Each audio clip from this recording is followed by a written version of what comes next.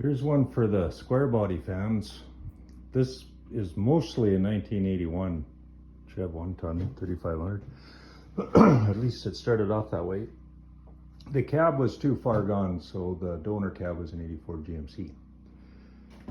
The engine, well, it didn't come with an engine, and it was rumored to be a big block Chev in here. Don't know. This is a Vortec out of a 98. It was fuel injected, but now it's converted carburetor. And I'm not even really sure that it's gonna be the engine that stays in here. I'm still agonizing over the decision. There's 12 valve Cummins around. There's more gas engines here, from smaller than that to 454.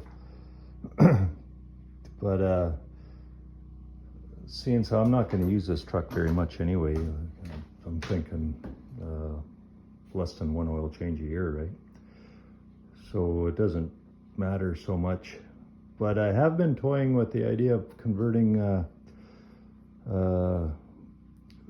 vehicle over to run on wood gas. And of course, then it would be better if it was a gas engine.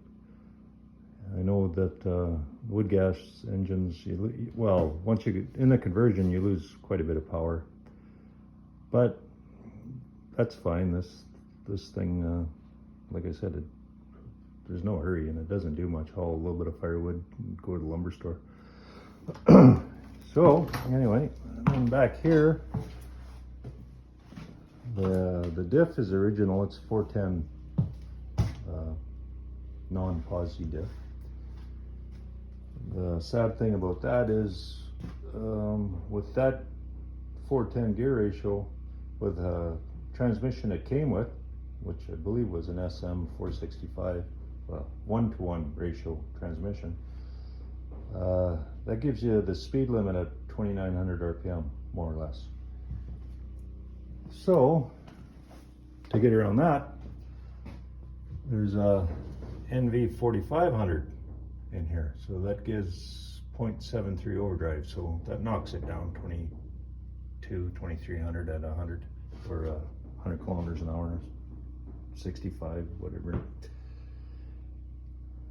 Don't have to use high gear, and wood gas might not even have the power to use it, but we'll see. And two complications with using that transmission. One is it's hydraulic clutch, so I'm not even sure this cab had a clutch, or I think it was an automatic. So the brake pedals had to be, or the pedal assembly had to be sourced. And with Facebook Marketplace, I was able to find one. Hydraulic cylinder, everything. I just have to hook this line up to the other line. Hopefully that works all right. And the other complication is this speedometer doesn't have a speedometer cable like they did in 81. It uses a vehicle speed sensor. So again, through Marketplace, there was somebody not too far away parting out it must have been an 89 or 90 Suburban. So I messaged him, and sure enough, it had electric speedometer, so I went and got it. But I didn't know I needed everything between the cluster and the transmission.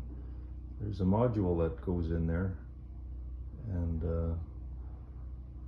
I didn't pick it up when I had a chance, and he's already sent that carcass of the Suburban to the metal recycler, so gonna have to go to eBay to find one now, I think. Looking forward to that. And because the other cluster is pinned different, I believe there's only one or two pins that didn't have to be moved. Maybe two, one for sure. The yellow seatbelt warning didn't have to be moved, and maybe another one, I'm not sure. Some were removed entirely, not used at all. But I got some really good advice on the net there. They said before you unpin it, make sure you label everything. So this came from number 10 pin, black, and it's green.